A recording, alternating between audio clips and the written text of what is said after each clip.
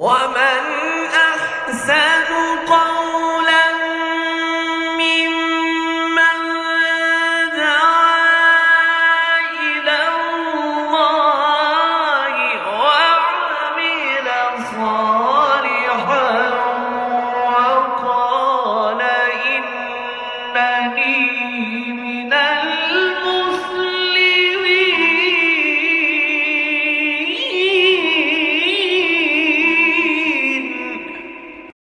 ہر قسم کی حمد و ثنا اللہ جل جلالہ کے لیے، بے شمار اور انگنت درود و سلام سید الاولین والآخرین، محبوب کبریاء احمد مجتبی رسول اکرم نبی محترم جناب محمد رسول اللہ صلی اللہ علیہ وسلم کی ذات اقدس و طاہر کے لیے اللہ ذو الجلال کا بے حد و بے انتہا شکر ہے جس رب کریم نے اپنے دین کی علم کے لیے، دین کے حصول کے لیے ہمیں اس مدرسے میں جمع فرمایا۔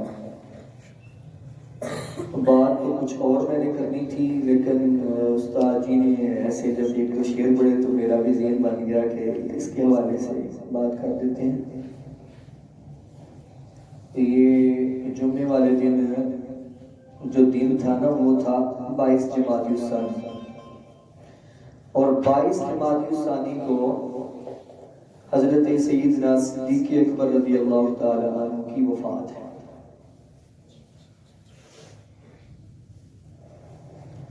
اور اس حوالے سے ان کا تذکرہ کیا جاتا ہے۔ تو کیوں کرتے ہیں تذکرہ، کیوں کرتے ہیں؟ اس کی وجہ یہ ہے کہ کہتے ہیں زندہ قومیں جو ہے، زندہ قومیں وہ اپنے بڑوں کے تذکرے کرتی رہتی ہے۔ جب بڑوں کے تذکرے ہوتے رہتے ہیں، ان کے کارنامے سامنے آتے ہیں، تو آنے والی جو نسل ہے ان کو یاد رکھتی ہے اور ان کے اندر بھی وہ جذبات پیدا ہوتے رہتے ہیں، اس لیے ان کے تذکرے ہوتے ہیں۔ حضرت سیدنا صدیق اکبر رضی اللہ تعالی عنہ خلیفہ بلا فصل ہے، جس طرح استاد جی نے بھی آیت پڑھی اور میں نے بھی پڑھی، وَسَيُجَنَّبُ حَلْ أَتْقَى، ان قریب اس کو بچا لیا جائے گا جہنم سے، جو اتقا سب سے زیادہ متقی ہے۔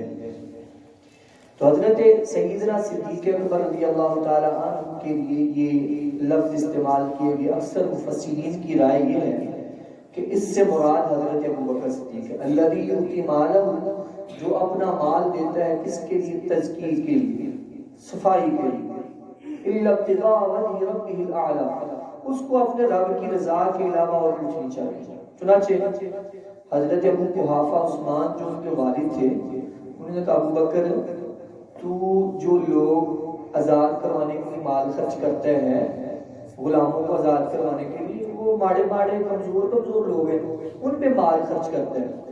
اگر تو مال خرچ کرے کسی جلیل بہادر طاقتور کے آزاد ہونے پر، تو کل کو تیرا دست و بازو بنے اور تیرے لیے معاون و مددگار ہو دنیا کے اعتبار سے۔ تو انہوں نے کہا مجھے رب کی رضا مطلوب ہے، مجھے دنیا مطلوب نہیں ہے۔ تو اس لیے قرآن نے کہا کہ اللہ رب العزت نے اس کو جہنم سے بچا لیا، وہ اتقا۔ اب ذرا لفظ غور کریں، ہے لفظ اتقا۔ اتقا کا معنی سب سے زیادہ قوت والا، سب سے زیادہ تقوی والا، پرہیزگار، گناہوں سے سب سے زیادہ دور۔ اتقا اس میں تفصیل ہے۔ اور جب آپ دوسری جگہ غور کریں گے تو قرآن کہتا ہے یا ایھا الناس انا خلقناکم من ذکر و انثی وجعلناکم شعوبا وقبائل لتعارفوا ان اکرمکم عند اللہ اتقاکم، ان اکرمکم عند اللہ اتقاکم۔ اے لوگو، اللہ نے تمہیں ایک باپ سے، ایک ماں سے پیدا کیا، آدم اور حوا سے تمہاری پیدائش کا سلسلہ شروع ہوا، لیکن رب نے کہا تم سارے انسان برابر ہو، قبیلے برابریاں پہچان کے لیے تم میں سے اللہ کے نزدیک رتبے اور مقام میں بلند وہ ہے جو سب سے زیادہ اتقی ہے، سب سے زیادہ پرہیزگار ہے، گناہوں سے بچنے والا ہے، رب کے قریب وہ ہے۔ تو پتہ چلا رب کے قریب اتقی ہے، اور اتقی بزرگ ہے۔ بزرگ کو کہتے ہیں یعنی بزرگی اس اعتبار سے نہیں، عمر کے اعتبار سے، تقوی کے اعتبار سے، پرہیزگاری کے اعتبار سے۔ جو پرہیزگار ہوگا وہ نبی کے بعد نبی کے زیادہ قریب ہوگا، جو نبی کے زیادہ قریب ہوگا زیادہ پرہیزگار ہوگا وہی اس بات کا حق رکھتا ہے کہ وہ خلافت کا اس کو دی جائے، وہ خلافت کا تاج اپنے سر پہ سجائے۔ تو حضرت ابوبکر صدیق رضی اللہ تعالیٰ سارے صحابہ میں سے اتقا ہے، اور کسی کے لیے اتقا کا لفظ استعمال نہیں کیا گیا۔ جب ابوبکر کے لیے اتقا کا لفظ استعمال کیا گیا تو یہ بات اس بات پر دلالت کرتی ہے کہ ابوبکر صدیق رضی اللہ تعالیٰ عنہ خلافت کے حقدار تھے، نہ صرف روحانی بلکہ جسمانی۔ کچھ لوگ آج نا پاکستان میں یہ بڑے لوگوں کی بات سن رہے ہیں، لوگ نے ایک ٹولہ وہ کہتے ہیں ابوبکر جو ہے وہ سیاسی اعتبار سے تو خلیفہ بلا فصل ہے، روحانی اعتبار سے جناب علی مرتضیٰ رضی اللہ عنہ۔ ہم کہتے ہیں اللہ کے نبی نے کہاں یہ فرمایا کہ علی خلیفہ روحانی اعتبار سے ہیں اور ابوبکر جسمانی اعتبار سے، سیاسی اعتبار سے؟ جب قرآن نے کہا وہ اتقا ہے، سب سے زیادہ متقی ہے، سب سے زیادہ بزرگ ہے، پرہیزگار ہے، تو روحانی اعتبار سے قرآن نے کہا نا سب سے زیادہ بزرگ ہے، اور جسمانی اعتبار سے توانائی کی طاقت کی بات تو نہیں ہو رہی، روحانی اعتبار سے بات ہو رہی ہے۔ تو اتقا جن کے لیے بولا گیا وہ اس بات پر یہ جو دلیل ہے قرآن کی، اس بات پر شاہد ہے کہ خلافت کے اقدار بھی وہی ہے بلا فصل۔ اب صحیح بخاری میں اللہ کے نبی کی حدیث ہے، اللہ کے نبی نے فرمایا اما عائشہ سے، مرو ابا بکر فلیصلی بالناس، ابو بکر کو جا کے کہہ دو کہ میرے مصلی پہ نماز پڑھائے۔ مرو ابا بکر، اما عائشہ صدیقہ رضی اللہ تعالیٰ نے عرض کیا یا رسول اللہ، ابو بکر رقیق القلب ہے، دل کے کمزور ہے، وہ آپ کو جب اپنی جگہ پہ نہیں نہ پائیں گے، ان کا دل کمزور ہے، وہ برداشت نہیں کر سکیں گے۔ تو حضرت ابوبکر صدیق رضی اللہ تعالی عنہ نے جو مختلف حدیث کی کتابوں میں روایت ہے، میں تم یوسف کی بیویوں کی طرح نہ کرو، یہ لفظ ہے انتی سویحبات یوسف، بلکہ جو تمہیں کہا گیا وہ جا کے کرو۔ سختی کا اور ایک قسم کی ناراضگی کا اظہار کیا، کیوں؟ کیونکہ کوئی اور حقدار تھا ہی نہیں مسلموں کا، اس لیے ابو بکر حقدار تھا، اس لیے کہا گیا کہ جا کے اسی کو کہو کہ نماز پڑھا۔ مرو بابا، ایک حدیث اور بخاری میں، ایک عورت آئی، اس نے آ کے کہا یا رسول اللہ آپ کے پاس کچھ سوال کیا، آقا علیہ السلام نے اس کو عطا کیا اور کہا بعد میں آنا، کہا یا رسول اللہ بعد میں آؤں گی تو آپ نہ ہوئے تو کس سے سوال کروں؟ تو آپ علیہ السلام نے فرمایا میرے بعد ابو بکر سے سوال کرو۔ اگر کوئی اور خلیفہ ہوتا، کسی اور نے خلیفہ بننا تھا تو آقا علیہ السلام اس کا نام لیتے تو میرے بعد آ کے علی سے سوال کرو۔ جب آپ کے بعد نمبر ابو بکر کا تھا، خلافت کے حقدار ابو بکر تھے، تو اسی لیے ان کا نام آقا علیہ السلام نے لیا کہ میرے بعد آگے کس سے سوال کرنا؟ ابو بکر سے۔ تو یہ جو آیت محمد نے پڑھی، اس پہ علماء نے لکھا ہے کہ حضرت حسن بصری رحمہ اللہ کے حوالے سے لکھا ہے اللہ تنصروا فقد نصر اللہ، کہ تم نے میرے رسول کی مدد نہیں کی، اللہ نے اس کی مدد کی۔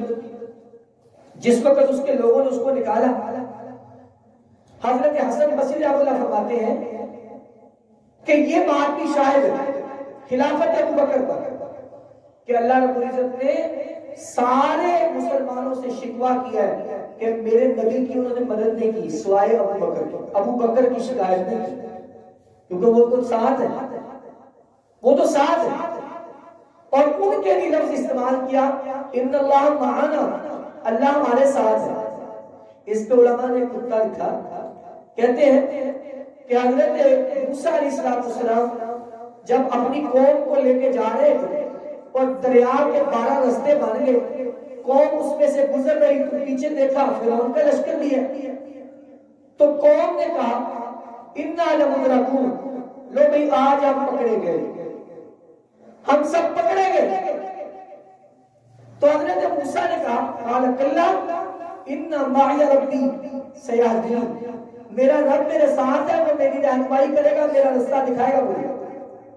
حضرت موسیٰ نے کہا اللہ میرے ساتھ، لیکن یہاں رسول اللہ نے کہا ان اللہ معنا، اپنے ساتھ ابو بکر کو شامل کیا، اللہ ہمارے ساتھ ہے۔ اور پھر اس رات میں اور بھی کئی اس آیت کے تحت علماء نے نقطے لکھے جو ایک تو بات میرے ذہن میں عرض کر دوں. میں نے کہا تھا میرا موضوع نہیں ہے, میرا موضوع کوئی اور تھا, اس بات سے ذہن میں علماء نے لکھا کہ آقا علیہ السلام جب غار تک گئے تو غار پر چلنے کے لیے پنجوں کے پر چلنا شروع کیا. آقا علیہ السلام پوچھا کہ رسول اللہ کیوں چل رہے؟ کہا کھرا ناپنے والے کافر جو ہیں وہ ہمارا کھرا نہ پکڑ سکے, اس لیے ہم پنجوں کے پر جو ہے اللہ کے رسول صلی اللہ علیہ وسلم جو ہے چلنا شروع ہوئے. تو حضرت ابوبکر صدیق رضی اللہ تعالیٰ عنہ تشریف فرما ہوئے, کہا یا رسول اللہ آپ میرے کندھوں پہ سوار ہو جائیں, آپ میرے کندھوں پہ سوار ہو جائیں. تو آقا علیہ السلام حضرت ابوبکر صدیق کے کندھوں پہ سوار ہوئے. نقطہ علماء لکھا, علماء لکھتے ہیں ایک یہ رات ہے اور ایک فتح مکہ کا دن. جب مکہ فتح ہوا تو آپ نے علی سے کہا حضرت علی تشریف لائیے, ان کتوں کو توڑیے. تو حضرت علی رضی اللہ تعالی عنہ نے عرض کیا یا رسول اللہ آپ میرے کندھوں پہ سوار ہو جائیں, آپ ان کو پاش پاش کریں. تو آقا علیہ السلام نے فرمایا انک لا تستطیع حمل ثقل النبوۃ, اے علی تو نبوت کا بوجھ نہیں اٹھا سکتا. تو جس نے نبوت کا بوجھ اٹھایا وہ حقدار تھا خلافت کا کہ وہ خلافت کے تاج کو اپنے سر پہ سجاتا اور لوگوں کی ذمہ داریاں اپنے سر لیتا. اور پھر دیکھیے ابو بکر کی فضیلت اس آیت سے یہ بھی نظر آتی ہے. ایک وہ رات ہے جس رات کو شب معراج کہتے ہیں, اور ایک یہ رات ہے جس کو شب ہجرت کہتے ہیں. شب معراج بڑی فضیلت والی رات ہے اور شب ہجرت بھی بڑی فضیلت والی رات ہے. شب معراج میں جو خادم ہے وہ مخدوم کے در پہ آئے. حضرت جبریل خادم آقا علیہ السلام وہ آقا کے در پہ تشریف لائے اور آقا کے پاؤں کو چوم کے جگایا کہ یا رسول اللہ آپ تشریف لائیے, اللہ نے آپ کو بلایا ہے. لیکن دیکھیے نا ایک یہ رات ہے, اس رات میں مخدوم خادم کے دروازے پہ آئے, آقا حضرت ابوبکر صدیق کے دروازے پہ آئے. حضرت ابوبکر صدیق نہیں گئے, آقا تشریف لائے اور آپ کے فرمایا ابوبکر اللہ نے مجھے حکم دیا ہے.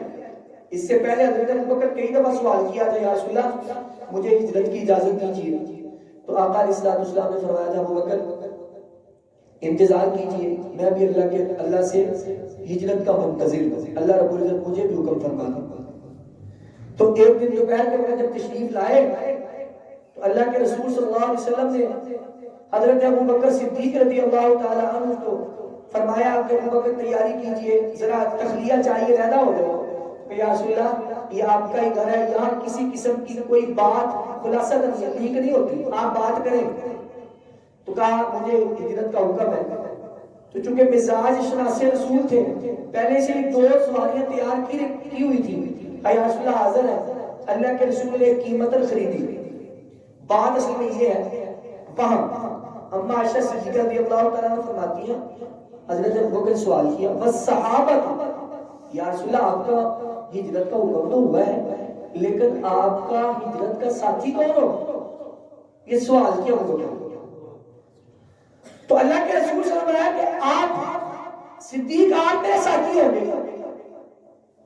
تو حضرت ابوبکر صدیق فتح مسرت سے رونے لگے. اما عائشہ فرماتی ہیں میں نے سنا تو تھا کہ لوگ خوشی سے بھی روتے ہیں, لیکن پہلی دفعہ دیکھا میں نے اپنے باپ کو خوشی سے روتے ہوئے کہ خوشی کے حالت میں بھی لوگ روتے ہیں. کہ میرے باپ نے جب سنا کہ میں آپ کا ساتھی ہوں, کہ مجھے آپ کا ساتھ نصیب ہوا ہے, تو فتح مسرت سے رونے لگے. یہ حضرت ابوبکر صدیق. اور بھی بہت ساری فضیلتیں ہیں, ان میں سے ایک فضیلت یہ بھی ہے نا باپ بھی ساتھ, خود بھی ساتھ, بیٹا بھی ساتھ, اور اسی طرح ان کی جو بیٹیاں ہیں وہ بھی ساتھ, اور علماء نے لکھا پوتا بھی ساتھ. یہاں تک صرف ایک ساتھی ہے جن کو یہ شرف حاصل ہوا اور اس کے علاوہ کسی ساتھی کو نہیں. حضرت ابوبکر صدیق رضی اللہ تعالیٰ کو بے شمار فضائل, بے شمار فضائل. میں قطع نہیں، وہ خلافت میں بات کی فضیلت میں بات کی، علماء نے لکھا یہ بھی آپ کی خلافت بلا فصل کی دلیل ہے کہ وہ وقت تھا کہ جب آقا علیہ السلام دنیا سے رخصت ہوئے، کوئی کہہ رہا تھا، جس نے کہا نا آقا علیہ السلام دنیا سے رخصت ہوئے اس کا سر قلم کر دیا جائے، کوئی ادھر پھر رہا تھا، کوئی حواس باختہ تھا، کسی کو ہوش نہیں تھے۔ حضرت عمر کہتے تھے کہ جس طرح موسیٰ علیہ السلام کوہ طور پہ گئے تھے، اللہ کی تجلی دیکھ کے بے ہوش ہو گئے تھوڑی دیر، اس طرح اللہ کے رسول صلی اللہ علیہ وسلم سو گئے، تھوڑی دیر بعد اٹھیں گے اور لوگوں کو باز بنائیں گے۔ اس وقت جو منبر پر جلوہ فروز ہوئے اور انہوں نے خطبہ پڑھ کے کہا، قال اللہ تعالی وما محمد الا رسول قد خلت من قبلہ الرسل، اور لوگوں محمد اللہ کے رسول ہے۔ جب سارے صحابہ کو ہوش ہی نہیں تھی، پریشان تھے اس المناک حادثے کی وجہ سے، سارے صحابہ حواس باختہ تھے، تو جس نے منبر پر جلوہ افروز ہو کے فرمایا سارے رسول آتے گئے، دنیا سے تشریف لاتے گئے، آپ بھی اللہ کے رسول ہیں، قد خلت من قبلہ الرسل من کان منکم یعبد محمدا فإن محمدا قد مات، اور جو کوئی تم میں سے محمد کی عبادت کرتا ہے نا تو یاد رکھو محمد دنیا سے تشریف لے جا چکے۔ وَمَنْ كَانَ مِنْكُمْ يَعْبُدُ اللَّهَ فَإِنَّ اللَّهَ حَيٌّ لَا يَمُوتُ، اور جو کوئی اللہ کی عبادت کرتا ہے وہ اپنے ہوش سنبھال لے، اللہ حی ہے، ہمیشہ سے زندہ ہے، قیوم ہے، ہمیشہ سے قائم ہے، اس کو کبھی موت نہیں آئے گی۔ تو صحابہ سمجھ کے سنبھل گئے، اور حضرت عمر رضی اللہ عنہ روایتیں بتاتے ہیں مجھے تو اس آیت کا پہلے پتا تھا لیکن اب پتا چلا کہ قرآن کی یہ آیت کی قرآن کی اور اس کا مفہوم مطلب یہ ہے۔ تو صحابہ کرام رضی اللہ تعالی عنہ نے کسی نے اس پر اختلاف نہیں کیا کہ حضرت ابوبکر صدیق رضی اللہ تعالیٰ خلافت ملی یا حضرت علی نے کہا ہو کہ میں روحانی دنیا کا خلیفہ ہوں، یہ سیاسی اعتبار سے خلیفہ ہے، کسی نے اس کا انکار نہیں کیا۔ تو اللہ رب العزت سے دعا ہے اللہ رب العزت ہمیں صحابہ اکرام کے ساتھ مضبوط وابستگی عطا فرمائے اور تا دم آخر اس پہ قائم و دائم فرمائے۔